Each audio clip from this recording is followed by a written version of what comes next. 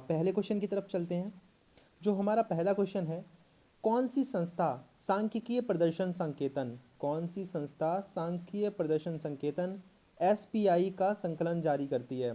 तो ये करती है विश्व बैंक। इसके बारे में थोड़ी सी इन्फॉर्मेशन है, वो जान लेते हैं। विश्व बैंक के सांख्यिकी प्रदर्शन संकेतक एसपीआई, शॉर्ट फॉर्म क्या, एसपीआई, ने 2019 के 174 देशों में भारत को 67वां स्थान दिया है। एसपीआई ढांचा किसी देश के सांख्यिकी प्रदर्शन के 5 प्रमुख स्तंभों पर केंद्रित है। पहला, डेटा उपयोग। दूसरा है डेटा सेवाएं। तीसरा है डेटा उत्पाद। चौथा है डेटा स्रोत। और पांचवा है हमारा डेटा इंफ्रास्ट्रक्चर। विश्व बैंक ने सांख्यिकी क्षमता संकेतन का स्थान ले लिया है, जिसे विश्व बैंक 2004 से प्रकाशित कर रहा है। तो क्वेश्चन अगर आता है कि कौन सी संस्था सांख्यिकी प्रदर्शन संकेतक का संकलन जारी करती है, तो वो है हमारी विश्व बैंक। कौन सी बैंक है? विश्व बैंक। अगले क्वेश्चन की तरफ बढ़ते हैं।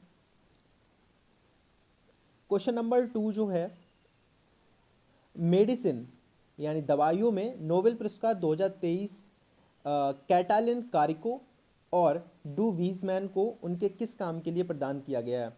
तो इन्हें प्रदान किया गया है mRNA टीके के रूप में, यानी जो वैक्सीन है, कौन सी, mRNA, इसके लिए इनको वैक्सीन के लिए इनको नोबेल पुरस्कार प्रदान किया जाएगा।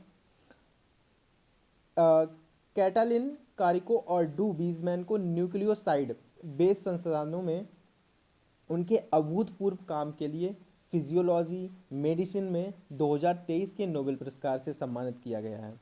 उनके शोध ने कोविड-19 के खिलाफ अत्यधिक सफल mRNA टीके के निर्माण का मार्ग प्रशस्त किया है। भविष्य में इस तकनीक का उपयोग चिकित्सीय प्रोटीन प्रदान करने, कुछ प्रकार के कैंसर के इलाज के लिए भी किया जा सकता है। ठीक है, तो मेडिसिन में 2 लोगों को मिला है, मतलब 2 लोगों के लिए मिलके इन्होंने वैक्सीन का निर्माण किया था, इसलिए इनको नोबेल पुरस्कार प्रदान किया गया है। अगले क्वेश्चन की तरफ बढ़ते हैं। क्वेश्चन नंबर 3, तीसरा जो हमारा क्वेश्चन है,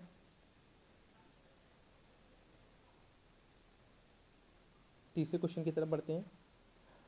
R21 मैट्रिक्स M, जिसे हाल ही में मंजूरी दी गई है, किस बीमारी के खिलाफ टीका है? तो जो R21 मैट्रिक्स M है, वो एक टीका है जिसे हम मलेरिया के रूप में, मलेरिया के लिए दिया जाता है।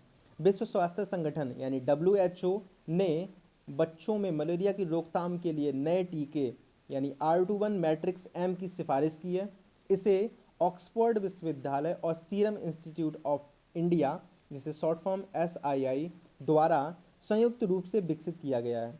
R21 वैक्सीन जो है वो RTS-S/AS01 वैक्सीन के बाद WHO द्वारा अनुशंसित दूसरी मलेरिया वैक्सीन है, जिसे 2021 में WHO की सिफारिश से मिली थी। दोनों टीकों में बच्चों में मलेरिया को रोकने के लिए सुरक्षित और प्रभावी बताया जा रहा है। समझ आया? चलिए अगला क्वेश्चन है, भारत के बाहर यानी आउट ऑफ इंडिया बाहर BR अम्बेडकर की सबसे बड़ी प्रतिमा स्टैचू ऑफ इक्वलिटी का अनावरण किस देश में किया जाएगा? तो उत्तर है अमेरिका में। स्टैचू ऑफ इक्वलिटी का उद्घाटन संयुक्त राज्य अमेरिका के मैरीलैंड राज्य में अम्बेडकर इंटरनेशनल सेंटर द्वारा किया जाएगा। यह भारत के बाहर अम्बेडकर की सबसे ऊंची प्रतिमा होगी। यह प्रतिमा दुनिया की सबसे बड़ी अम्बेडकर की प्रतिमा प्रतिकृति है, जो हैदराबाद में स्थित है और जिसकी ऊंचाई कितनी है? 125 फीट है। कितनी? 125 फीट। इसे राम सुतार ने तैयार किया था, जिन्होंने गुजरात में सरदार पटेल की स्टैचू ऑफ यूनिटी भी बनाई थी। इतनी बात समझ में आती है।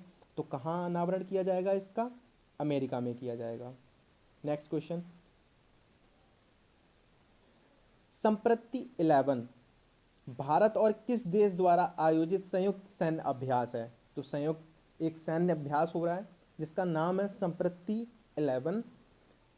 किसके देश में बीच हो रहा है? भारत और बांग्लादेश के बीच में। हाल ही में भारत और बांग्लादेश ने मेघालय के उमरोई में अपने वार्षिक संयुक्त सैन्य अभ्यास संप्रीति का 11वां संस्करण शुरू किया है।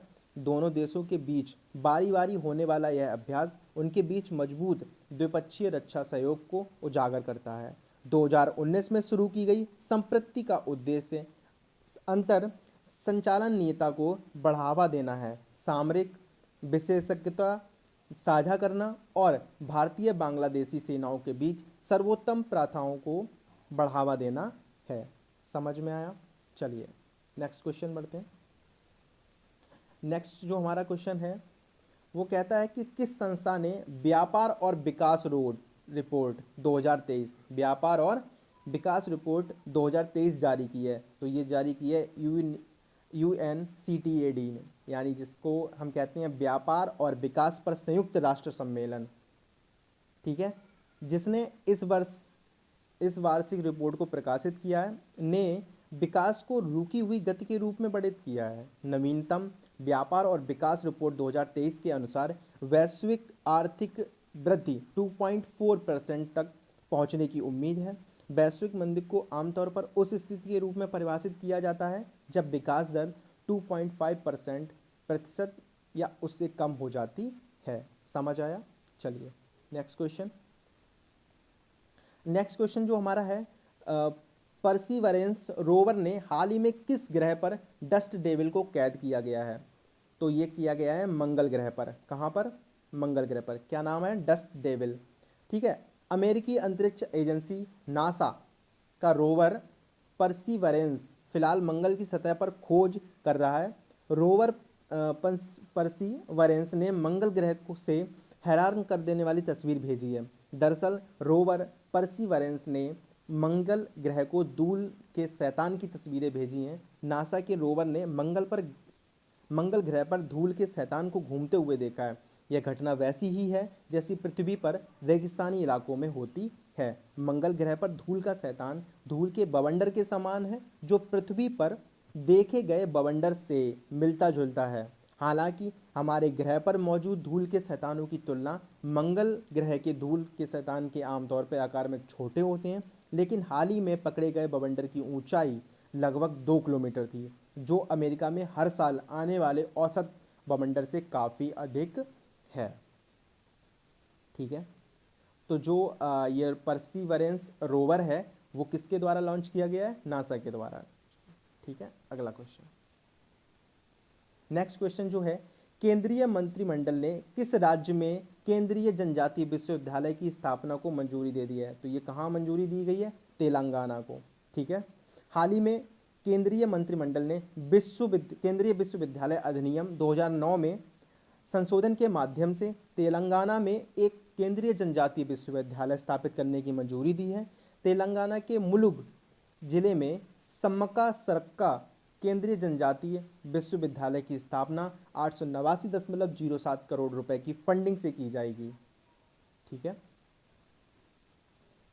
अगला क्वेश्चन जो है, कौन सा राज्य या केंद्र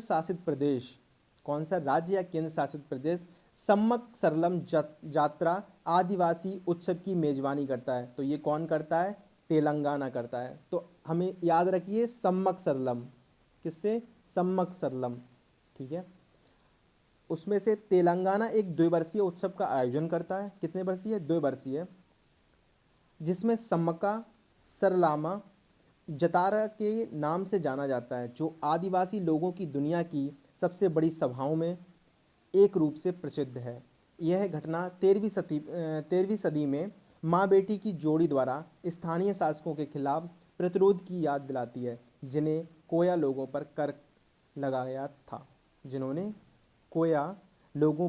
कर लगाया था। ठीक है, अगला क्वेश्चन जो है, नेक्स्ट क्वेश्चन के बारे में हम जानते हैं। क्वेश्चन नंबर 10 है, किस राज्य या केंद्र शासित प्रदेश ने पूसा 44 धान की किस्म की खेती पर प्रतिबंध लगा दिया है? तो किसने लगा दिया है? पंजाब ने लगा दिया। क्यों लगा दिया? देखिए कैसे क्या। पंजाब के मुख्यमंत्री भगवंत सिंह मान ने हाल ही में घोषणा की है कि पानी की अधिक खपत और पराली उत्पादन के कारण राज्य अगले साल से पूसा 44 धान की किस्म की खेती पर प्रतिबंध लगा देगा। पहले राज्य में धान की कुल खेती का 70 से 80% क्षेत्र इस किस्म का था और किसान इसकी प्रभावशाली उपज से काफ़ी संतुष्ट थे, लेकिन ये क्या करता है? ये पानी की खपत बहुत करता है, इस वजह से इस पर प्रतिबंध लगा दिया गया है कहाँ लगाया गया है? पंजाब में लगाया गया। ठीक है, आज के इन्हीं क्वेश्चंस के साथ मैं आपसे विदा लेता हूँ। फिर मिलते हैं अगली वीडियो में, तब तक के लिए पढ़ते रहिए और हमारे टेलीग्राम चैनल को ज्वाइन कर लीजिए, जिससे वहाँ पे आपको PDF और भी सारी चीज़ें वहाँ पे आपको मिलती रहेंगी। धन्यवाद।